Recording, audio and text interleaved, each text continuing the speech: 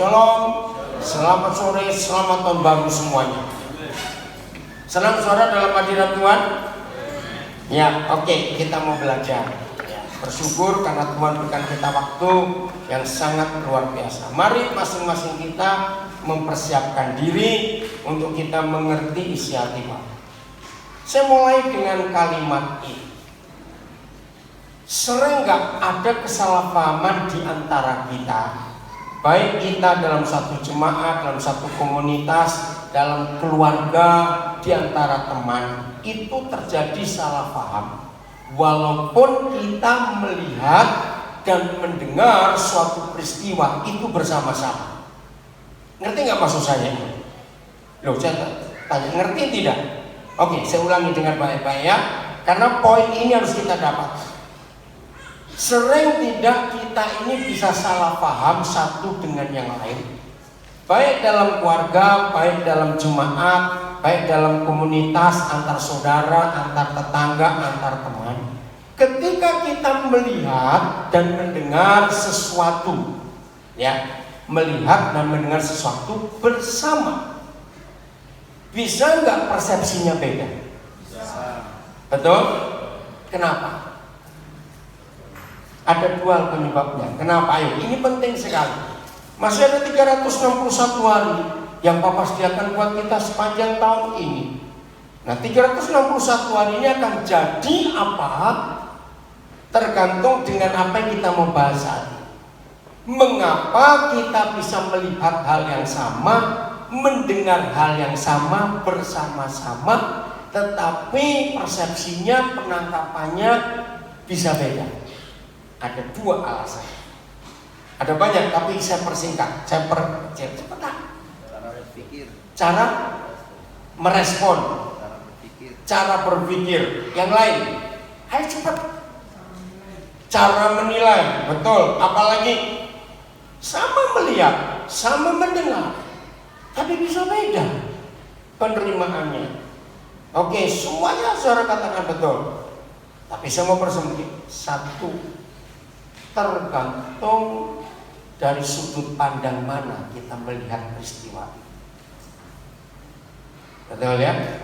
Tergantung dari sudut pandang mana kita melihat peristiwa itu. Yang kedua, tergantung dari motivasi kita. Ada di situ. Ya, saya beri contoh. Ada dokter, ada pengusaha, ada polisi. Entah apa yang terjadi, mereka barengan di suatu tempat. Mereka lihat kecelakaan. Kecelakaannya kita nggak usah urus apa dengan apa, pokoknya kecelakaan. Tiga orang yang profesinya berbeda ini melihat kejadian yang sama di tempat yang sama. Kira-kira mereka tiga bisa punya pikiran yang sama atau tidak? Ayo jawab. Tidak. Ngerti maksudnya? Kalau polisi mikirnya apa? Kalau pengusaha mikirnya apa? Kalau dokter mikirnya apa? Ngerti ya? Oke, terjemahkan sendiri. Nah, seperti itu hidup kita dengan Bapa di surga. Di awal tahun yang baru ini kita mau belajar hal ini.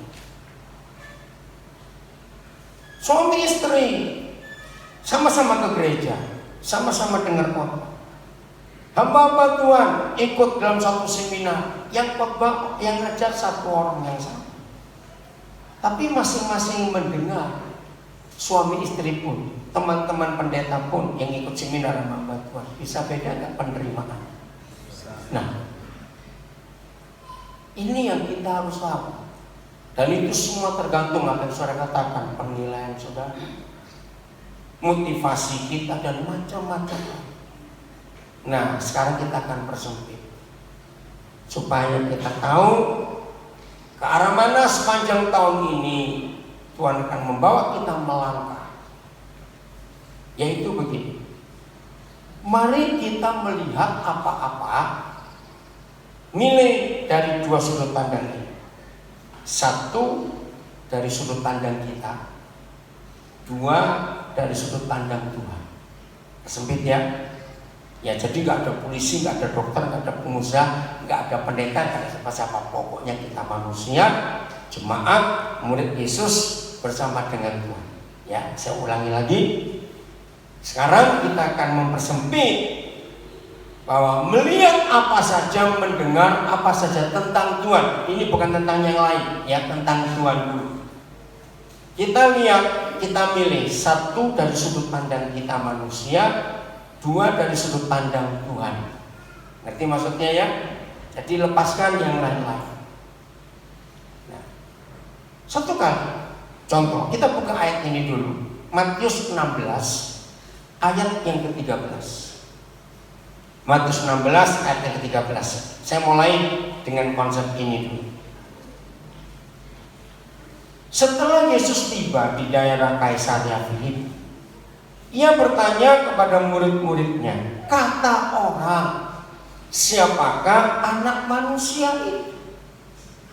Nah, saya sampai hari ini belum tahu. Dari hari pertama mereka yang 12 ini terpanggil jadi murid Yesus, sampai peristiwa Yesus mengajak mereka ke daerah Kaisaria Filipi, itu sudah berselang berapa bulan, berapa tahun. Nah, saya itu sampai hari ini belum tahu. Kira-kira kalau saudara bisa ada yang tahu, beritahukan saya. Tapi pertanyaan, paling tidak sudah setahun lewat atau lebih, kira-kira sampai di peristiwa itu. Ayo, lewat setahun kurang atau setahun lebih? Lebih kira-kira ya. Nah, saudara bayangkan, tiap hari Tuhan Yesus kumpul mereka kumpul Tuhan Yesus. Sebagai guru, Tuhan Yesus pernah menyerahkan enggak untuk guru lain mengajar? Misalnya dia bisa capek istirahat, apalagi pusing kepalanya, terus diganti Nikodemus atau diganti siapa? Ada enggak firman berkata begitu? Tidak. Jadi full yang ngajar Tuhan Yesus nggak pernah diganti juga. Hari Sabat saja masuk sekolahnya Tuhan Yesus, sehingga orang-orang Farisi, imam-imam marah. Kamu tidak tahu hukum Musa, mengapa Sabat kamu masih kerja? Sampai begitu. Nah, pertanyaan, full seminggu 7 hari, sebulan penuh, tidak pernah diganti siapa-siapa. Tiba-tiba bertanya, menurut kata orang, aku ini siapa? Kira-kira kalau saya jadi murid Yesus bingung, kenapa dia tanya seperti ini? Akhirnya dijawab. Nah, kita nggak bahas jawaban. Setelah dijawab, kata orang, mengkolai Yohanes Pembaptis yang bangkit lagi, kamulah Elia dan macam-macam lagi, salah seorang nabi yang lain. Ayat berapa ya? Akhirnya dia bertanya, nah sekarang menurut kamu itu ayat berapa coba? Cepetan, ayat berapa? Berapa? 15. Oke, ayat 15. Perhatikan, ini serius. Jadi sebelum kita masuk hari yang kelima, kejadian di Kaisaria Filipi harus terjadi dengan kita hari ini. Penting sekali. Lalu Yesus bertanya kepada mereka, tetapi apa katamu? Lanjutkan. Ini lebih pusing lagi. Setelah sekian banyak bulan jadi murid dan tidak pernah libur, tidak pernah diganti yang ngajar, tiba-tiba ditanyakan, menurut kamu, katamu aku ini siapa? Saya beri contoh begini. Saya tidak tahu di Jumat ini siapa pengantin yang paling muda. Saya nggak tahu. Pasti ada yang paling muda, ada yang paling lama. Nah, saya berikan pengantin. Bingung atau tidak kalau suatu hari setelah saudara menikah, misalnya jadi 20 tahun, tiba-tiba istrimu tanya, Pak, menurut kamu aku ini siapa? Loh, aneh nggak pertanyaan? Atau sebaliknya, Ma, menurut kamu aku ini siapa?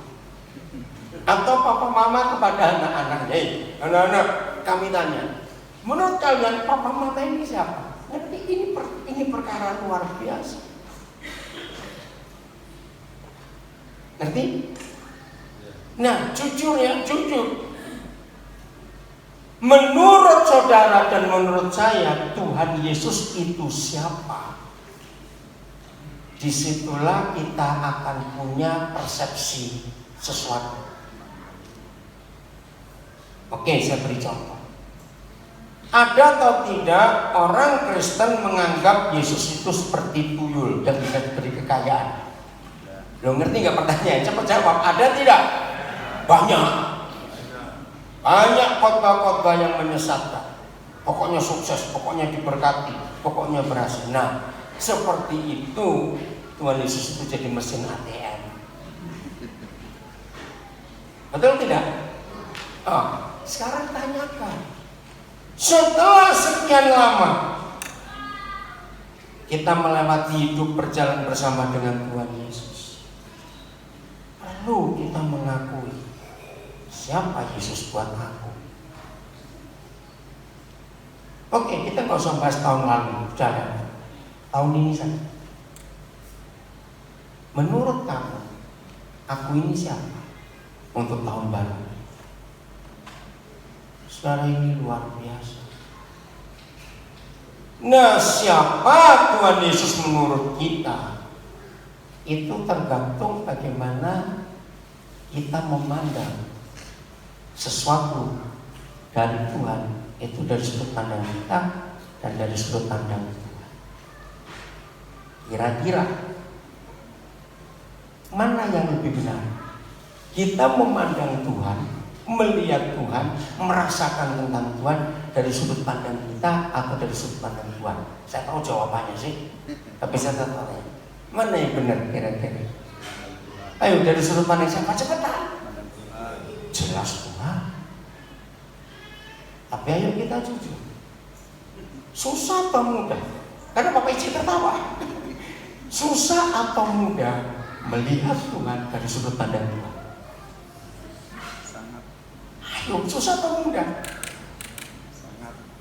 Yang belakang jawab dong. Susah atau mudah? Ben, coba Ben, sekali-kali videonya diputar supaya kelihatan wajah cakep cantik ini pas tahun baru ini.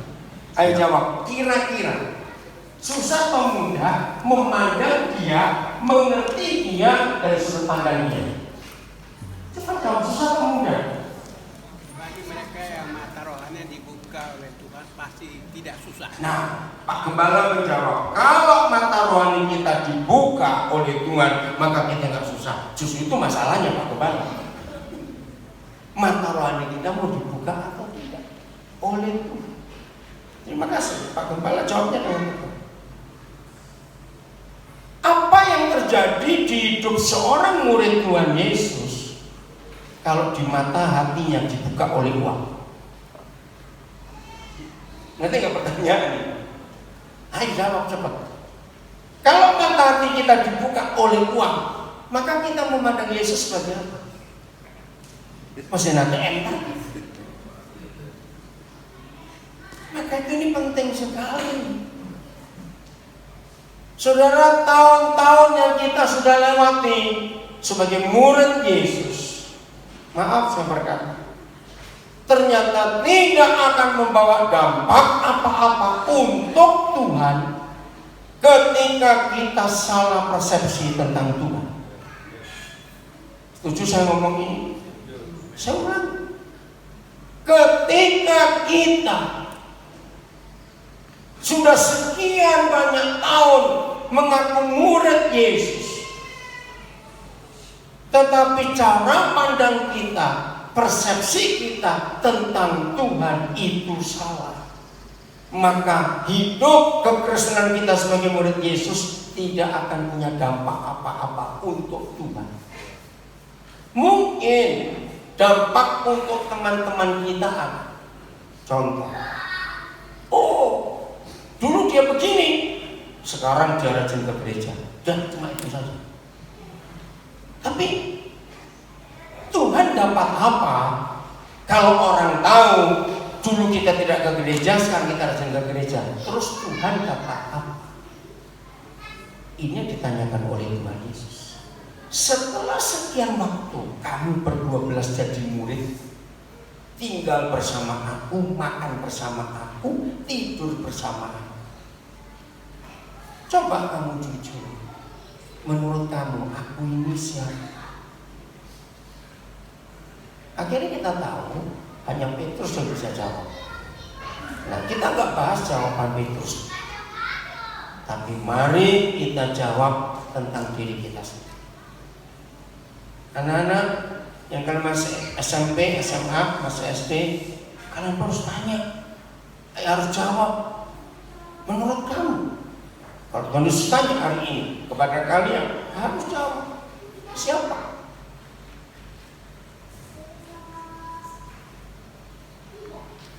Kemarin malam, saya nggak tahu nih Pak Tapensa sudah datang atau belum? Pak Tapensa tahu juga. Ya itu. Kemarin malam, kami terlibat sebuah diskusi. Maafkan, jangan tanya siapa. Keluarga ini ditinggal oleh sang suami. Saya lupa pembicaraannya di mana. Sampai kepada anak mereka yang pertama. Suatu hari saya marah pada anak saya karena dia curi uang saya 70.000. Terus kamu apain? Wah, saya cubitin dia. Masalahnya bukan soal uangnya, kenapa dia mencuri? Betul lah, sebagai orang tua mana rela. Tapi setelah saya tahu motivasi dia mencuri, sebagai mama saya bertobat. Apa motivasinya? Anak masih kecil. Motivasinya begini. Saya ingin beli Naruto seharga 70.000. Untuk apa? Supaya Naruto bawa pulang papa saya. Saya tidak tahu. Saya bisa tertawa, tapi saya kemarin menangis. Seorang anak. Jadi buat dia Yesus itu Naruto. Ngerti nggak logika? Karena dia rindu apa ini?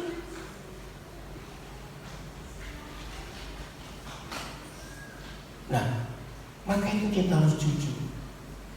Menurut kita Yesus itu siapa?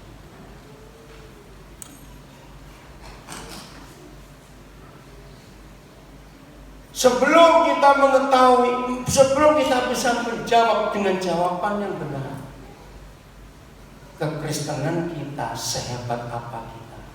Rajin sembahyang, rajin puasa, doa keliling, doa ini maaf. Sebelum saudara dan saya tahu jawaban yang tepat, Yesus itu siapa? Maka percuma semua yang kita lakukan dalam hidup.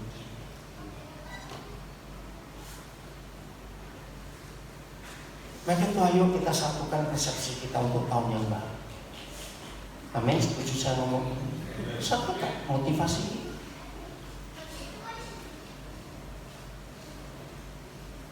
Supaya kita bisa searah dengan itu. Oke, saya beri contoh. Kita bersyukur warga Nabire, tanggal 20 Desember kemarin, Jokowi datang ke sini, kita kunjungi Nabire. Wah, ramai. Nah, terus itu yang buat saya jadi tanda tanya. Apa maksudnya dan siapa yang membawa? Pak Jokowi bisa meninjau Bandara Nabire yang belum jadi apa-apa. Aneh bukan? Loh, terus saya tanya, ada?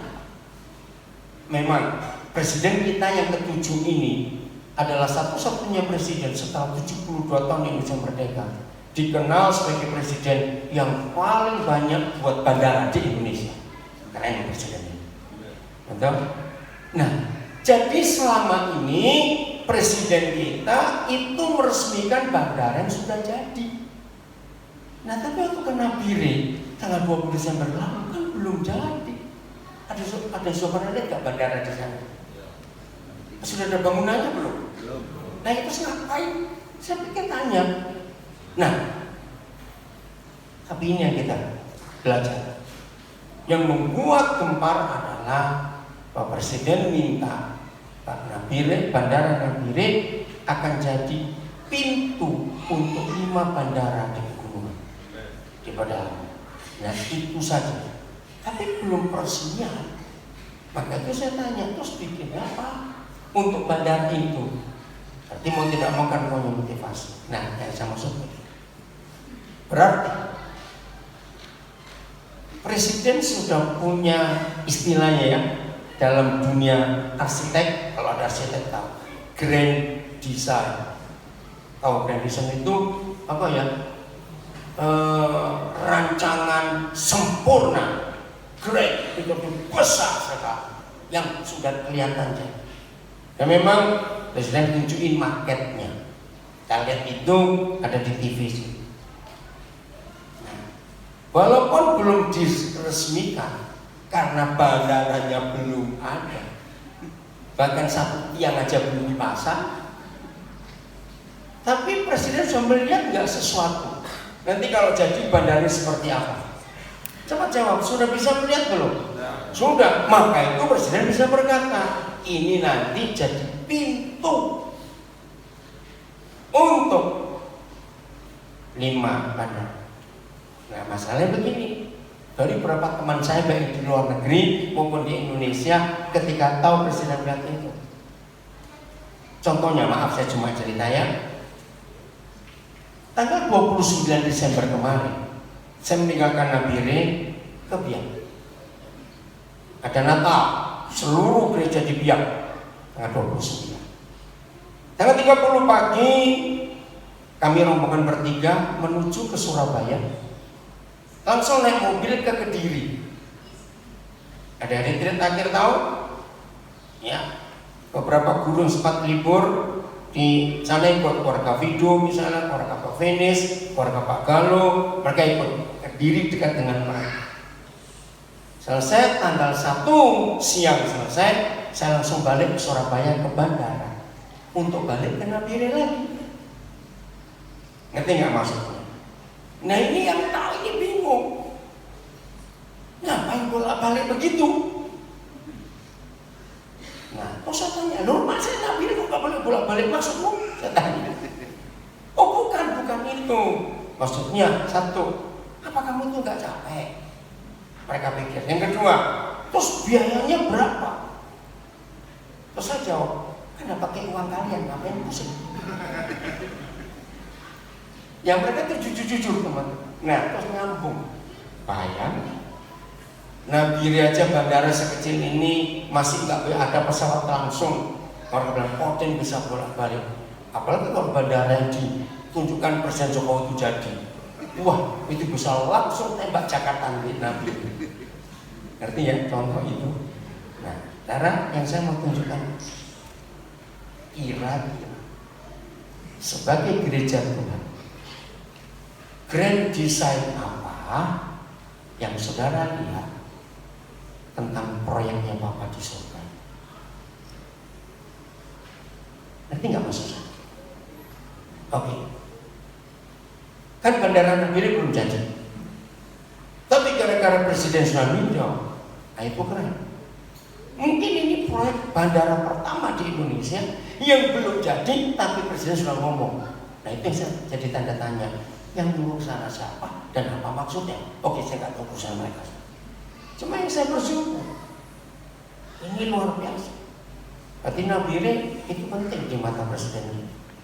Sampai belum ada apa-apanya pun, baru cuma landasan aja belum kelihatan, cuma babat hutan saja. Kok kita naik pesawatnya dari Ambon itu kelihatan sekali mau menuju Nabire. Tapi grand design-nya sudah kita tahu. Bahwa nanti bandara ini akan jadi pintu masuk untuk 5 bandara lain. Dan pasti akan jadi bandara besar. Biak pasti kalah kalau sudah kelihatan. Saya ulangi lagi, nangkap baik. Nah kira-kira di awal tahun ini saudara sudah melihat belum grand design Papa kita? Bukan untuk kita, bukan. Tapi Tapi untuk kepentingan dia sudah melihat atau belum?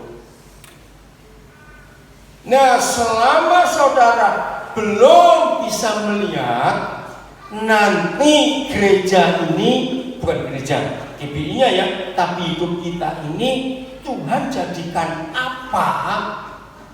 Maka jawaban pertanyaan Tuhan Yesus, menurut kamu aku ini siapa? Jawabannya pasti lain-lain. Jadi kalau ada anak tadi, menurut kamu siapa? Aku Naruto. Supaya bisa bawa papaku pulang. Tanggal 29 atau saya pamit ke satu keluarga untuk saya meninggalkan Nabire ke Jawa. Terus anak yang paling kecil saya tanya, nanti kalau papi balik ke Nabire mau titip apa? Transformer.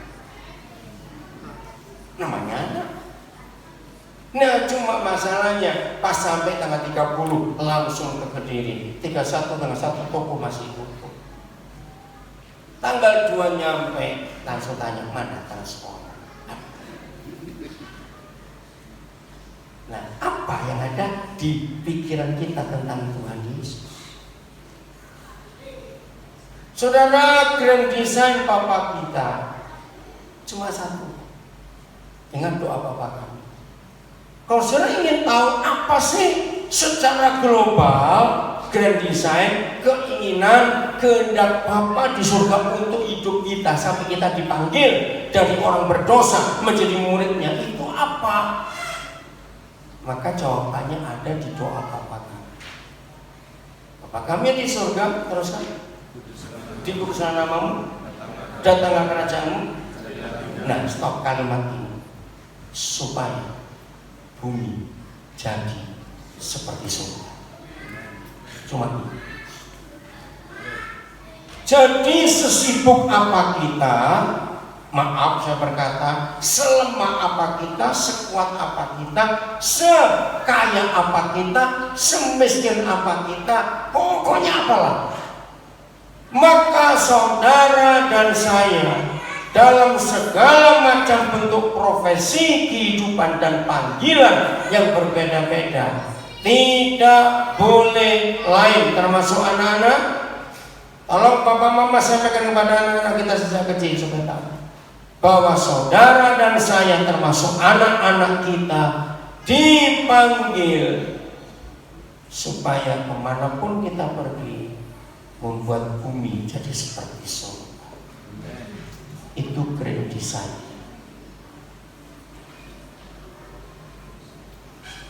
Jangan bilang, ya kok cuma itu, mau apa lagi? Ya kok cuma beres-beres. Kerjakan itu. Membuat bumi jadi seperti surga dimanapun kita berada. Oke. Supaya makin sempit, enggak tahu. Sebelum kita bisa buat bumi jadi seperti surga, kita harus tahu masalahnya. Kalau bumi tidak jadi seperti surga, pasti jadi seperti, jawab yang belakang, seperti. Nah, ayo kita jujur. Menurut kita semua, sekarang ini bumi miripnya ke surga atau ke neraka? Coba jawab. Nah, berarti gara-gara siapa? Jangan bilang salahkan setan. Gara-gara siapa? Kita. Sebab Tuhan Yesus tidak pernah minta partai manapun, Golkar, Hanura, Gerindra, PPP, nggak pernah ditanya supaya buat bumi jadi seperti surga. Kok nggak ada yang ngamen? Satu-satunya kelompok manusia di dunia yang diberi tugas supaya bumi jadi seperti surga adalah gereja. Karena itu diajarkan Tuhan Yesus. Maka itu kalau bumi belum bisa jadi seperti surga dan masih seperti neraka, jadi yang salah saya. Betul? Katakan saya yang salah. Karena dengan sengaja, jangan bilang gak sengaja loh, dengan sengaja kita menciptakan neraka. Kok gak ada yang ngamen, gak ngamen? Dalam hal apa kita ciptakan neraka? Sederhana. Sederhana. Maka kalau kita tahu ini aku gampang kok ini. Hanya ada satu sebab mengapa kita yang diberi kepercayaan mutlak oleh Tuhan Yesus lewat hidup kita supaya bumi jadi seperti surga, tapi kita tidak mengerjakannya, malah gara-gara kita bumi jadi seperti neraka. Cuma satu penyebabnya, sadar, tidak mau mengampuni. Selesai. Renungkan kalimat sederhana, maka itu dalam urutan doa Bapa kami itu luar biasa, nanti kita akan belajar. Ketika kita tidak mau mengampuni, awas ada yang pura-pura bego terus tanya, mengampuni siapa? Awas ada yang nanya begitu. Ngerti maksud saya? Jangan ada yang marah saya. Jadi jawabannya mengampuni siapa? Nah, cepetan jawab, mengampuni siapa dulu? Yang di sampingmu itu siapa? Nah itu dia. Amin. Yang paling dekat itu. Ada yang ngikut itu. Mulai di situ. Sebab surga dan neraka walaupun bukan orang Kristen, pasti perkataannya sama. Untuk melihat surga atau neraka harus dilihatnya di mana? Di pasar, di terminal, di hotel. Jangan bilang mall, di Nabri belum ada mall. Di mana ngelihatnya? Keluarga. Kalau begitu sederhana nggak sih membuat bumi jadi seperti surga dan membuat bumi jadi seperti neraka? Sederhana nggak? Cepat jawab. Sederhana enggak? Sederhana. Malah gampang. Dengan apa? Loh. Kalau enggak saya suruh pulang semua biar. Jadi ketika kita ingin menjadikan bumi seperti surga, maka kita harus rajin mengampuni. Karena begitu kita tidak mengampuni, neraka yang muncul. Sederhana sekali. Ini konsep ini harus ada di hidup kita. Ayo jujur ya, jangan marah. Siapa yang baru 4 hari jalani sudah ribut di rumah? Ayo ngaku. Saya gak ribut, cuma jengkel. Sama goblok. Maaf saya ngomong ini. Enggak ribut tapi jengkel. Awas ya. Lu jujur. Apa yang kita mau kerjakan? Jadi grand design Bapak kita, bumi harus jadi seperti surga. Ampun. Bahkan Roh Kudus yang ngajar saya berapa puluh tahun yang lalu. Ada satu hal yang kita lakukan lebih dari makan, lebih dari tidur, lebih dari mandi, lebih dari minum, maaf, lebih dari BAB, lebih dari kentut, maaf supaya nggak marah. Apa itu? Mengampuni. Berarti maksudnya untuk mandi ada jedanya enggak? Ada stopnya enggak? Loh, saya tanya ada tidak? Loh, ada dong, masa 24 jam mandi terus ngapain kamu? Kok enggak ada itu gimana jawaban tadi? Apa sih ngejawab tidak? Loh, ya kalau gitu kemana-mana bawa pancuran aja kamu kalau mau mandi terus. Loh, ngerti gak? Kenapa nggak mikir sih aja? Untuk makan juga ada stopnya tidak? Jadi apa saya salah ngomong atau saudara salah dengar? Maaf, untuk tentu saja ada stopnya. Masuk kalau begitu nggak lucu. Maaf ya saya. Ngerti ya? Nah, untuk makan juga ada stop, awas kamu. Untuk apa saja ada stop, tidur pun ada. Tapi satu yang tidak, yaitu mengampuni. Ada yang menyakiti atau tidak, ada yang buat masalah atau tidak, pengampunan harus keluar lebih daripada kita narik nafas. Amin kan cepat susah benar. Nah, itu yang membuat bumi jadi seperti surga. Itu ada senyum-senyum maksudnya apa? Saya tanya, yang senyum itu nggak percaya atau tidak?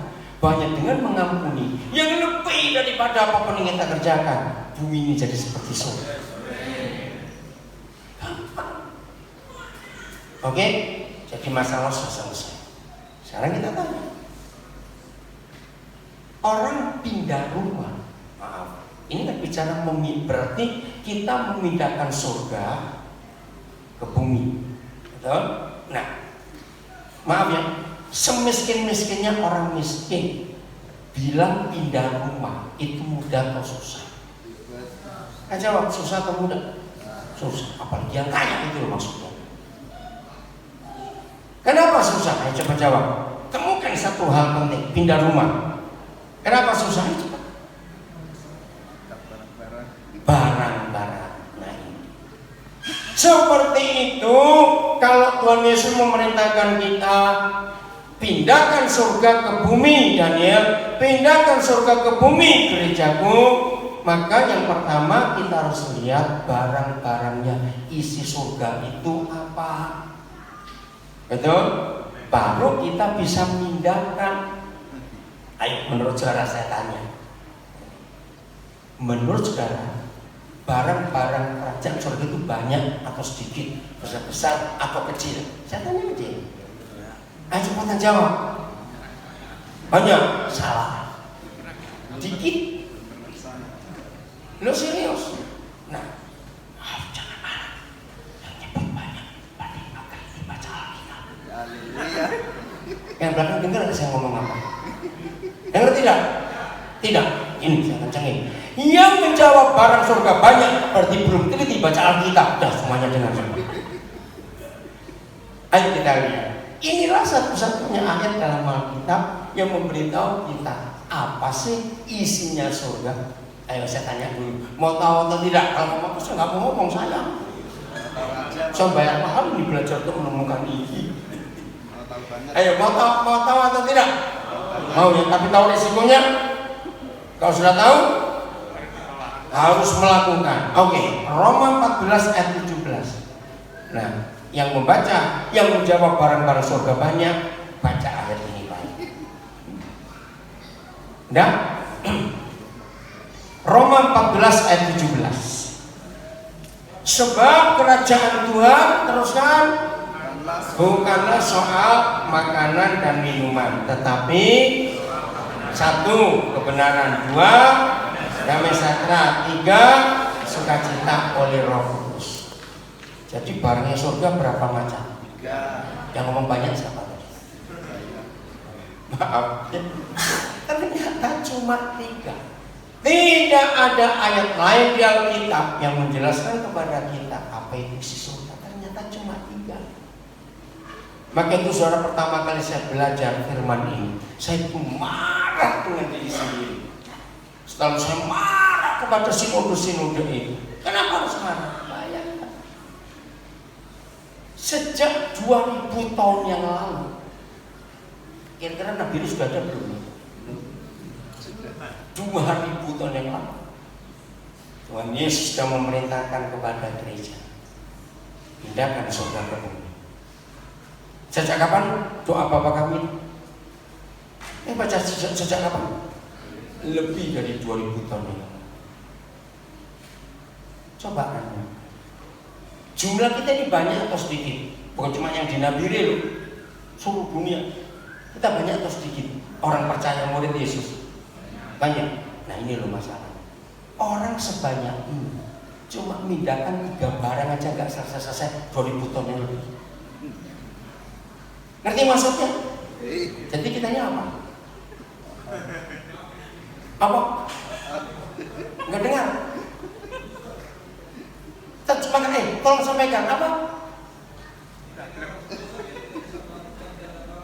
Ya itu terlalu, kita nggak bisa melakukan dengan apa? Cuma memindahkan 3 barang saja susahnya luar biasa. Terus tiap bulan minta gaji lagi, maaf, betul nggak? Tiap bulan minta berkat yang berkah, nggak tahu malu kita. Inilah grand design kerajaan surga. yang Papa harus kerjakan lewat kita di dunia. Datanglah kerajaanmu, jadilah kehendakmu, supaya bumi jadi seperti surga. Enggak ada yang lain. Amin. Nah, jadi apa isinya surga tadi? Kebenaran. 2, damai sejahtera. 3, sukacita oleh Roh. Nah, saya tanya lagi. Mau diteruskan atau tidak? Ingin tahu nggak gimana caranya? Atau yang belum tahu? Ngerti pertanyaannya? Betul? Betul? Kalau sudah tahu harus awas kalian. Ternyata nggak susah. Kemanapun kita pergi, nyatakan kebenaran itu. Siapa kebenaran itu? Tuhan Yesus. Akulah jalan kebenaran itu. Nomor 1. Dan menurut Yohanes 17:17, apa itu kebenaran? Coba buka dulu. Yohanes 17:17. Apa itu kebenaran? Baca sama-sama 1, 2, 3. Ayo ulangi 1, 2, 3. Nah, firman-Mu itulah kebenaran. Yesus itu firman yang jadi manusia, jadi kebenaran adalah firman. Maka isi surga yang pertama adalah firman, kebenaran itu sampaikan. Nomor 2, ayo nomor 2, damai sejahtera. Kemanapun kita pergi, ketemu siapa saja, buatlah orang itu melihat kebenaran dan tahu kebenaran, merasakan damai sejahtera dan melihat damai sejahtera. Enggak ada yang aman. Gampang atau susah? Loh, saya tanya. Gampang atau susah? Cuma 2 aja jawabannya, milih kok A. Gampang atau susah? Nah, yang jawab susah itu orang pelit, gitu aja sudah. Yang jawab gampang itu orang yang murah. Milih yang mana? Aminnya yang mana? Yang pelit atau yang murah? Harus tahu namanya yang mana. Enggak jelas begitu. Nomor 3, sukacita. Semuanya oleh Roh Kudus. Ini yang luar biasa. Lagi sekali. Jadi apa isi surga? Benar? Damai sejahtera, sukacita. Oleh Roh Kudus. Buat itu setiap hari kemanapun kita. Maaf ya, kalau saya memberi contoh tentang saya, maaf, jangan ada yang mikir macam-macam. Tapi seandainya saudara baru dengar hal ini hari ini, saya ingin mari kita jadi pelaku firman.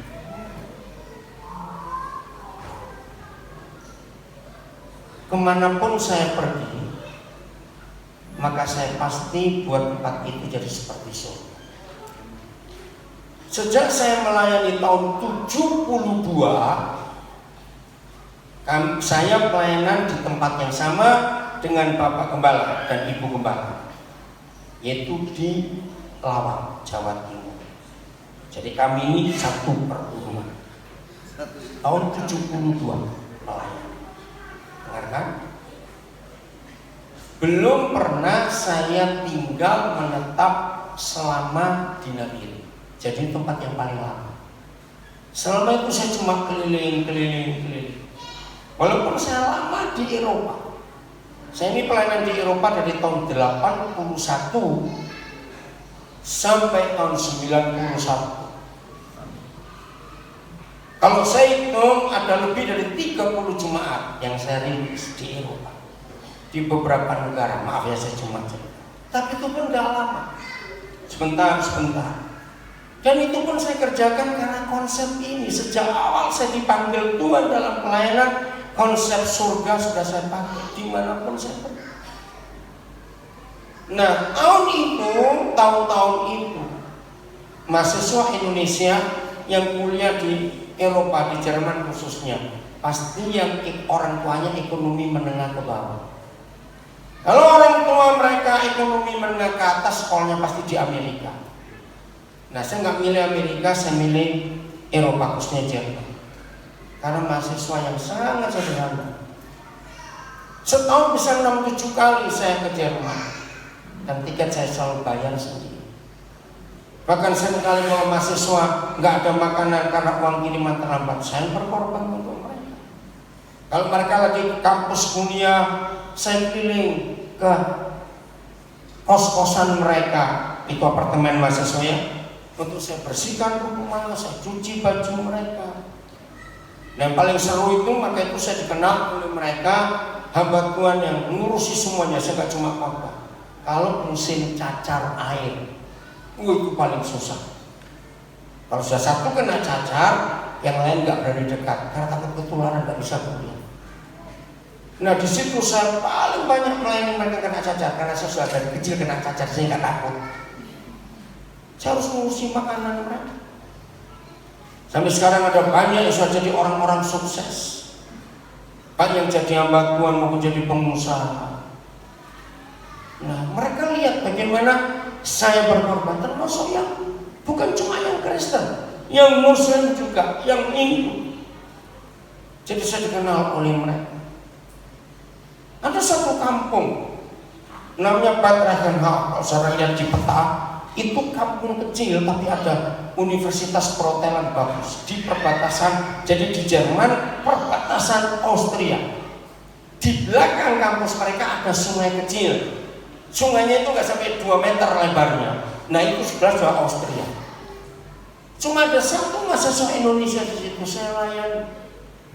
Itu kalau naik kereta dari Frankfurt, kota besar yang paling gampang, itu saya harus pindah 7 kali baru sampai ke kampung kecil. Dan saya layani, saya cuma cerita karena konsep. Di mata mereka sampai sekarang mereka kenal saya adalah pendeta yang pelayanan di sana bukan cari kolekta, cari persembahan, malah saya membantu banyak di antara mereka. Berapa banyak di antara mereka yang mau dipulangkan karena belum bayar uang kuliah, saya berjuang untuk mereka supaya mereka bisa lanjut kuliah. Itu saya belum ke Papua. Maaf ya saya cerita. Sampai saya dipanggil ke Papua, di Wamena cukup lama, di Biak waktu itu belum tahu mau gimana. Akhirnya Tuhan bilang ke Nabi ini. Nah sejak tahun 93 saya di Nabi sampai hari ini. Maaf. Coba suara lihat kiri kanan, maksudnya di Nabi. Dari semua suara-suara yang Tuhan bawa lewat saya ke sini, latar belakang mereka, maaf ya saya cerita.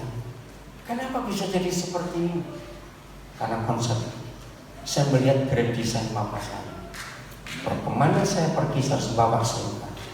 Orang itu dibuat mengalami kebenaran, bersekutu dengan kebenaran, menikmati damai sejahtera, dan mengalami sukacita oleh Allah. Artinya, nah tolong ini lakukan. Nah, saya persingkat. Tanggal 30 kemarin Desember, ya, jadi belum seminggu. Ada 3 orang. Saya juga sadar, saya nggak sadar. Setelah sampai di Kediri, baru ada yang ngomong. Oh iya ya, saya mau di rombongan kami yang kira-kira ada 38 orang yang saya bawa, termasuk keluarga guru yang liburan ya, bersama anak-anak. Taufik ini mantan tukang bakso. Berapa tahun yang lalu saya lupa, kira-kira 5 tahun atau 4 tahun yang lalu. Ketika saya mampir ke rumah teman saya lagi ngomong-ngomong di dalam rumah, tiba-tiba Roh Kudus bilang, cepat keluar, kamu cepat keluar, Roh Kudus dulu. Terus yang muncul matanya, ada siapa kau deh? Gak tahu, saya suruh keluar. Tuh, ada tamu. Gak tahu juga, saya gak tahu. Begitu saya keluar dari rumah itu, nah saya lihat Taufik ini lagi duduk di sebuah pohon di seberang rumah. Ada pos satpam. Roh Kudus bilang, kamu dekati orang itu, dia sedang cari bapaknya. Oh ya? Terus saya dekati. Begitu saya dekat bilang, bapak mau beli bakso? Enggak. Oh ternyata dia penjual bakso. Jadi gerobak dorongnya itu dia taruh agak jauh, dia berteduh. Oh kamu jual bakso, namamu siapa? Taufik Pak. Enggak, Bapak nggak beli bakso. Cuma gini, kenapa kamu sakit hati sama Bapak? Dia langsung berubah wajah. Terus dia cerita, saya tuh sampai hari ini nggak tahu siapa Bapak saya. Karena waktu ibu saya hamil saya, Bapak saya tahu. Waktu saya umur 3 bulan, ibu saya jadi TKW ke Arab Saudi. Sampai hari itu, ibu saya nggak pernah pulang, cuma kirim uang. Lah kamu tinggal sama siapa? Tinggal pada keluarga yang saya panggil Bude, tapi itu tetangganya ibu saya. Nah terus sekarang di mana? Ada di Malang. Nah kamu jual bakso. Aduh, setelah dengar itu, Sarah langsung saya bimbing. Ternyata dia nggak punya ijazah SMA, cuma SMP. Dia ingin bisa kuliah. Oke, saya kursusan, saya biayai dapat paket. Ternyata Tuhan punya rencana lain. Saya nggak tahu bagaimana. Nah, waktu saya ajak dia ke Kediri, tanggal 30 Desember kemarin, dia sudah punya mobil sendiri rental. Jadi mobil dia beli, dia bisa saya pakai. Nah, saya bayar dia. Jadi saya nggak mau pakai gratis. Dia manggil saya Bapak. Nah, ini Muhammad Taufik yang saya. Sudah berapa kali kalau ke Surabaya dia pasti ikut saya kebaktian. Berapa kali saya simak Surabaya dia pasti ikut. Ya. Yang kedua, Robi. Nah itu dari sekolah kita anak-anak. Nah siapa dia? Waktu dia kelas 3 SD kalau tidak salah, ayah ibunya itu pindah dari Banyuwangi ke Nabi. Bapaknya ngojek, tukang ngojek. Nah saya nggak tahu bagaimana ibunya jadi tukang masak di asrama Kilpa. Akhirnya anak ini sekolah di sekolah. Sampai suatu hari dia ngambil keputusan percaya Tuhan. Nah berapa tahun yang lalu orang tuanya nggak tahu alasan apa, kami nggak tahu. Pokoknya meninggalkan Nabi, dia kembali ke Banyuwangi. Ini anak tunggal. Tiba-tiba Robi bilang ke saya, Pak boleh nggak kalau saya tetap tinggal di Nabi? Ya harus dong, sekolah belum selesai. Nah saya bilang pada orang tuanya, jadi bapak ibu yakin anak ini nggak apa-apa. Ditinggal anak sampai lulus SMA tahun yang lalu. Nah, waktu dia lulus SMA dia tes, dia sekarang kuliah teknik sipil di ITN Malang. Saya bilang. Nah karena ada rombongan dari Malang ke Kediri, saya ajak dia ikut rombongan. Nah ini Muhammad yang kedua. Oktober lalu saya pelayanan di Lahat. Ya, ada yang tahu Lahat itu di mana? Ayo, jangan bilang dekat Seruwi ya. Lahat itu Sumatera Selatan. Oke? Nah, pas pelayanan saya nginep di suatu hotel. Tiba-tiba ini Muhammad Agung siapa nama belakang? Resa siapa saya lupa. Dia di pelayan hotel ini. Waktu Roh Kudus ngomong sesuatu. Malam itu juga, saya cuma semalam di hotel ini. Malam itu juga dia di jamaah Tuhan luar biasa. Dan sejak Oktober itu tiap hari, saudara, tiap hari dia pasti kontak saya tiap hari. Nah dia mengenai saya papa karena dia nggak punya papa. Nah awal Desember lalu dia bilang, Pak, saya mau memutuskan, saya mau ikut papa saja. Ikut mana? Saya tanya, terserah Anda, Papa jadikan saya apa? Karena saya belum pernah merasakan kebahagiaan seperti ini, padahal baru ketemu sekali. Nah Desember itu saya sibuk sekali. Saya di Eropa cukup lama. Nah saya baru bisa ke Jawa lagi tinggal 30 Desember kemarin. Akhirnya tanggal 25 Desember pas Natal dia resign dari hotel. Dia bilang, Pak saya sudah resign. Mau kemana? Saya mau nyusul Papa. Kamu tahu Kediri nggak? Nggak tahu. Terus dia bagaimana ini ngurusnya? Dia pokoknya ngotot ingin pergi sekarang. Dia nggak pernah naik pesawat. Waduh, ya udah. Kamu sekarang naik apa dari Lahat ke Palembang dulu? Naik travel, ya udah. Nah terus dia sampai Palembang. Aduh ini pertama saya bilang, Pak saya takut tuh Pak. Kalau pesawatnya jatuh gimana? Saya bilang, ya kamu mati bareng pilot yang saya bilang aja. Kenapa kamu takut? Papa boleh naik pesawat. Sampai selanjutnya jadi gini dah. Kan kamu masuknya ada satpam kan? Telepon, ya sampai saya bimbing dia ketemu security di depan. Tolong tunjukkan tiketmu. Oh ya, udah masuk saja. Udah, terus kamu cari dana Sriwijaya. Oke, ketemu handphone, kasih ke petugasnya. Saya bimbing dia. Pas ibu-ibu, bu, tolong bu anak saya dibikin. Oh ya, nggak apa-apa pak. Ini sudah. Udah. Terus dia akan ini pak. Kamu cari mana pintu masuknya, gate-nya? Cuma saya turun terus gate-nya ada banyak. Kamu baca di situ. Gini aja kamu foto nanti. Ini saya bacakan. Waduh, ini polos dari Jakarta. Nah, nggak ada pesawat yang langsung. Terus saya tanya, jadi kamu nginep di mana? Itu tanggal 29 Desember Jakarta, nah, pesawat Jakarta ke Surabaya, nah itu yang jemput Taufik sampai di Juanda. Oke, kamu nginep di mana? Pak, boleh nggak kalau saya nggak tidur? Maksudmu, saya dari kecil pengen tahu Monas. Terus ngantar siapa kamu? Ya udah kamu cari bis damri aja. Ke Gambir, saya bilang begitu. Saya telepon kondektornya, tolong turunkan di Gambir anak ini. Terus dari Gambir naik apa-apa. Tanya orang, jalan kaki sampai Monas. So, jam 10, jam 10. Saya masih di Biak itu tanggal 29. Loh, kamu tidur di mana? Pak, saya nggak bisa tidur. Saya senang lihat Monas ini ada rame-rame Pak. Ada musik juga. Terus kamu nggak tidur? Enggak. Karena pesawatnya pagi dari Cengkareng ke Surabaya itu jam 7.20. Ya udah, begitu jam 5 kamu ke Gambir cari bis damri. Saya bingung lagi. Kan kamu bisa tahu Gambir itu ya. Saya nggak tidur betul semalam itu dia. Senangnya lihat Monas. Ya, tapi saya sudah bawain mau makan, oke? Nah, sampai di Juanda, Taufik ini yang jemput. Ternyata sama dua Muhammad juga. Ya udah, Taufik saya bilang itu, saudaramu itu masih muslim, kamu saya bilang. Akhirnya dengan rombongan lain. Nah, besok dengan Laboba, dengan rombongan besar, dia akan berangkat ke Nabi. Saya belum tahu nanti dia mau jadi apa di sini. Pokoknya tenang. Nah, tadi ini masih diskusi dengan Vido.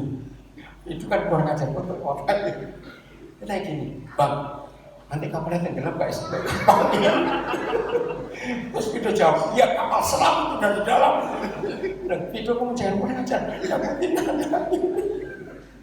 Jadi besok dia rombongan, Pak, saya takut sudah kok saya takut. Kan kamu ketemu tuh gede berapa banyak? Maaf yang saya ceritain semua.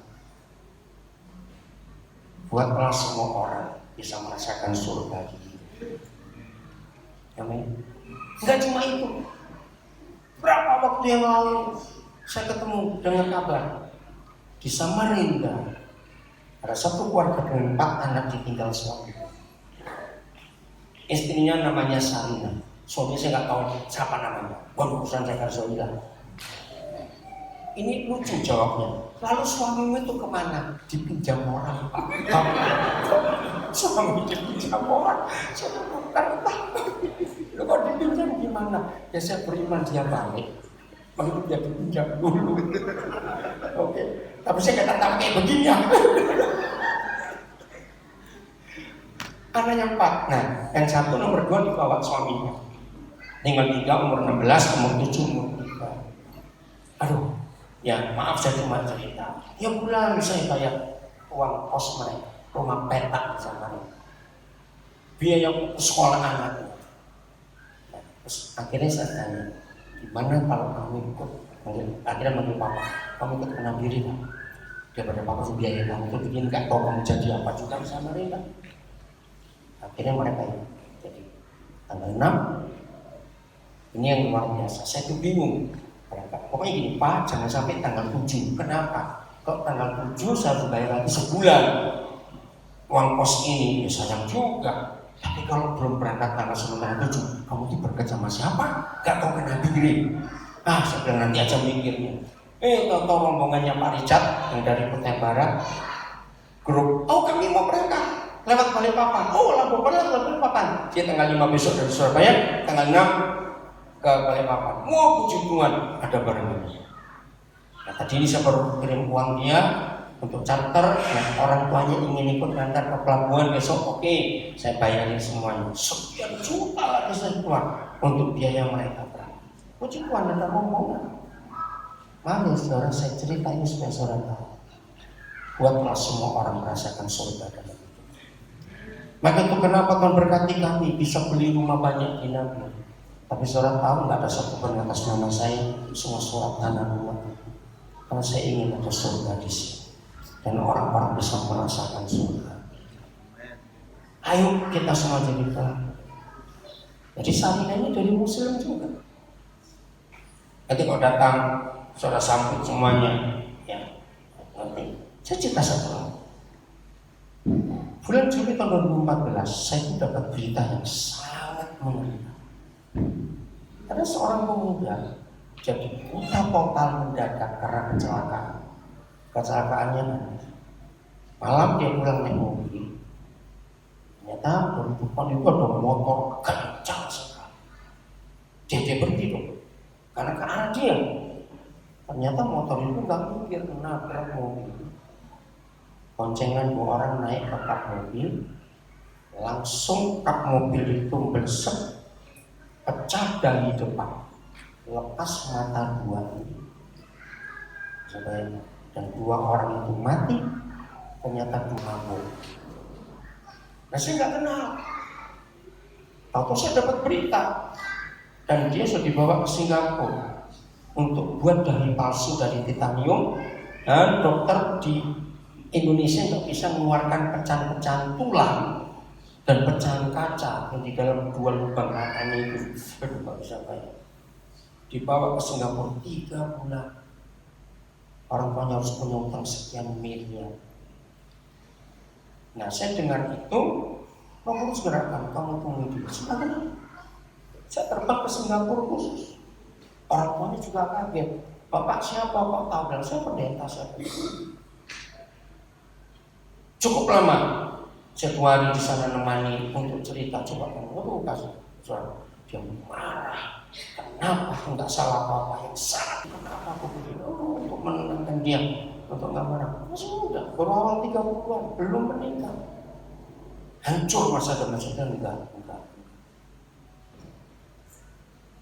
Saya bilang, pokoknya kalau kamu sudah siap, Roh Kudus suruh saya akan ajak kamu keliling untuk kamu bersaksi. Ayo muliakan.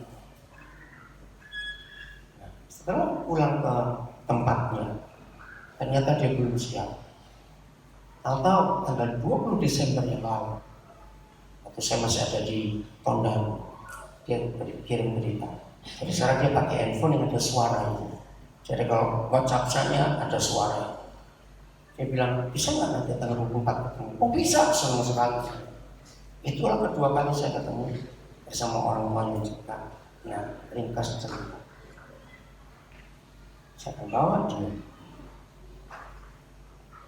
Saya ingin hidupnya bisa menikmati surga walaupun dia itu buta. Nah, waktu makan sama-sama malam itu, papanya heran melihat saya. Karena saya sudah sering pergi dengan orang buta. Jadi yang pertama, kalau pas lagi makan kebetulan, yaudah, saya pegangkan sendoknya, saya pegang garpunya. Nah, lalu tangan ada sendoknya, saya pegang dengan tangan saya tunjukkan ini ikan gorengnya, ini ayam, ini ada sayur. Nah, dia rasa biar apa pakai sendok. Terus setelah itu lepas, ini minumnya, saya rabakan tangannya di depan. Atau masuk ke kamar, saya tuntun dia nomor 1 tahu WC-nya di mana, buka pintu. Nah, dia harus pegang WC-nya di mana, oke? Kalau kamu mau pegang bisa pakai kakimu. Tergantung orangnya. Ternyata dia mau pegang, oke saya tahu. Oke, ini gayungnya, ini semuanya. Nah, di situ bapaknya itu tadinya ragu-ragu, apa saya mampu memimpin orang buta? Ketika saat itu saya lihat bagaimana cara saya menuntun orang buta ini, tapi bapaknya rela menyerahkan ke saya mau. Saya akan sekolahkan dia untuk belajar huruf Braille. Saya punya tempat itu di mana, supaya dia bisa nulis huruf Braille. Dan ada komputer khusus yang huruf Braille. Ngerti enggak? Saya tidak tahu saudara mendengar saya cerita ini mikir apa di hidup saudara. Betapa celakanya kita kalau hidup kita tidak tahu grand design apa kita. Ngerti maksudnya? Lebih atau tidak? Nah, kira-kira kalau saudara adalah Sani, lalu Tuhan Yesus tanya kepada saudara, menurut kamu, menurut saya, aku ini siapa? Ngerti maksudnya? Kira-kira saudara akan jawab apa? Tahu secara Indonesia.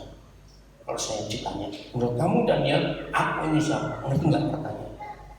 Ayo, 361 hari yang masih ada di depan kita, buatlah sesuatu. Amin. Untuk grand design, buatlah surga kemanapun kita. Ini yang kita harus tahu. Saya bersyukur, walaupun saya seperti ini di Nabi, maaf saya ngomong, tapi masih ada cukup banyak orang yang memfitnah saya, menyalah, mengertikan saya, padahal cuma bohong-bohong, nggak mungkin begitu. Ada orang yang seperti itu. Saya bilang, saya nggak mau pusing, biar Tuhan yang tahu. Artinya contohnya, saudara, halangannya cuma satu. Ketika kita tidak bisa membuat bumi jadi seperti surga, cuma satu. Ketika kita pelit dan egois. Amin.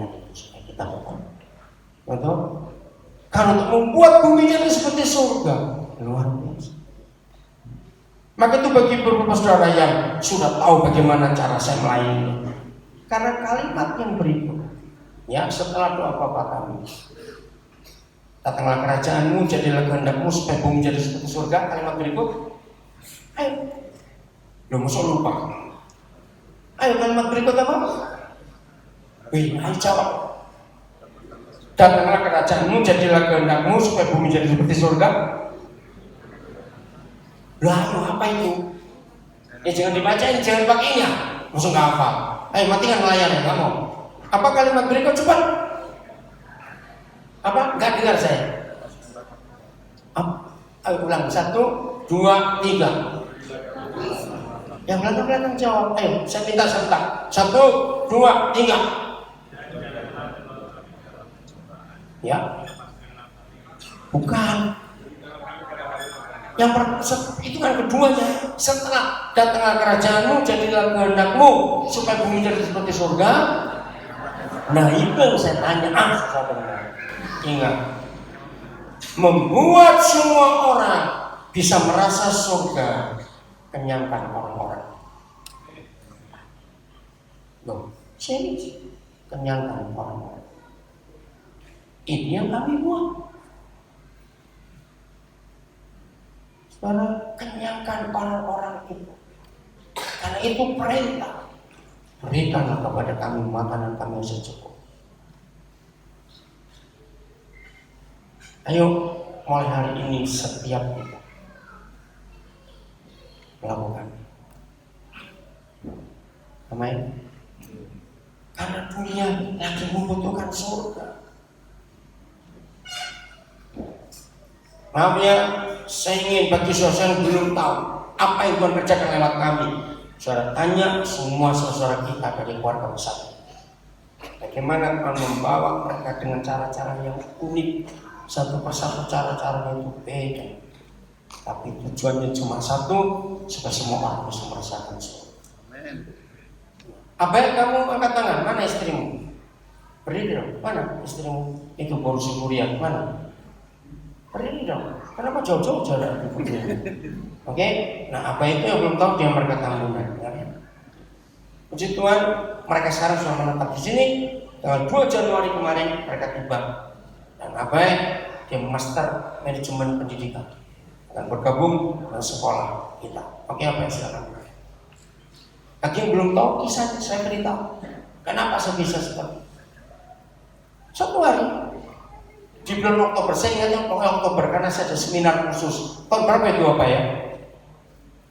2014. 15. Oke, 2014. HP saya bunyi, tapi nggak ada namanya. Nah, saya lupa saya lagi makan apa saat itu. Terus saya minta istri saya, coba speaker saja. Siapa ini? Kok nggak ada namanya? Begitu, halo, suara pertama. Pak, yang menjual bakso masih perlu tenaga? Tidak. Istri saya tertawa. Menjual bakso. Oh, salah sambung. Maaf, suara siapa? Saya begini. Saya pendeta. Wah, enggak ada yang salah. Tutup telepon, saya telepon. Saya telepon balik. Ada dia salah sambung. Saya nggak tahu bagaimana caranya. Telepon penjual bakso bisa masuk ke pendeta. Kalau bukan Roh Kudus. yang suruh dia tinju sawah. Oke, itu cerita dia dengan Tuhan Yesus tanya. Dan anehnya waktu telepon Roh Kudus cuma bilang, muliakan dia. Oh ya, siapa yang orang sesuatu? Dan Tuhan kerjakan hidupnya luar biasa. Saat dia bergabung dengan kita di sini. Artinya, apa saya bisa. Ayat yang terakhir. Tidak ada kesukaan lain buat Tuhan kecuali kita menyenangkan hati. Kok cuma satu yang namanya, saya ulangi. Tidak ada kesukaan lain buat Tuhan kecuali kita menyenangkan hati. Yang membuat perjalanan hidup kita tidak bisa maju, itu apa? Nggak jawab. Itu apa? Masa nggak bisa jawab? Karena kita mundur. Oh, susah bener jawaban. Lo mau tahu tidak? Ulang. Apa yang membuat kita nggak bisa maju dalam hidup kita? Karena kita mundur. Kenapa kita mundur? Karena kita ditakut-takuti bayangan kita sendiri. Masa lalu kita akan selalu menjerat kita untuk kita tidak bisa menikmati hadirat Tuhan. Saya ulangi, masa lalu kita itu akan menjerat kita untuk kita tidak bisa melihat kebaikan Tuhan, nggak bisa lihat ke depan. Sebetulnya nggak perlu Tuhan, nggak perlu firman Tuhan untuk saudara yang merasa mundur hari ini bertobat. Sederhana sekali. Siapa pernah melihat anak kecil pagi-pagi berdiri membelakangi matahari, nggak ngerti tuh, terus dia lihat bayangannya sendiri. Pernah nggak lihat anak kecil merasa heran lihat bayangannya sendiri? Nah, terus dia takut, dia menghindar, bayangannya ngikut, dari situ ngikut. Siapa bisa jawab? Bagaimana caranya dia bisa tidak lihat bayangannya sendiri? Coba jawab. Betul, balik arah, tapi bukan itu kalimat yang tepat. Menghadaplah ke arah cahaya. Ada yang ngamen. Menghadaplah ke arah cahaya. Maka kita tidak akan kelihatan bayangan kita sendiri. Nanti ilustrasi. Ingat Mazmur berkata, Tuhan kita adalah matahari kebenaran. Amin. Selama kita berjalan membelakangi Tuhan, maka hanya ketakutan yang mengintai. Amin Pak. Betul? Saya ulangi lagi. Selama kita berjalan membelakangi Tuhan, maka hanya bayangan masa lalu kita yang ada di hidup. Tapi kalau kita bertobat, kita berbalik, arahkan wajah kita ke arah cahaya, maka tidak ada lagi bayangan yang kita lihat. Amin. Mau jadi kontraktornya kerajaan surga untuk membangun menjadi seperti surga? Loh, diam saja. Mau tidak? Ya. Kalau sekarang nggak mau jadi kontraktor, jadi tukang bangunannya gitu aja sudah. Mau pilih yang mana? Selamat tahun baru, Tuhan memberkati kita semua. Jadilah pelaku-pelaku firman Tuhan, karena Tuhan ingin dipermuliakan.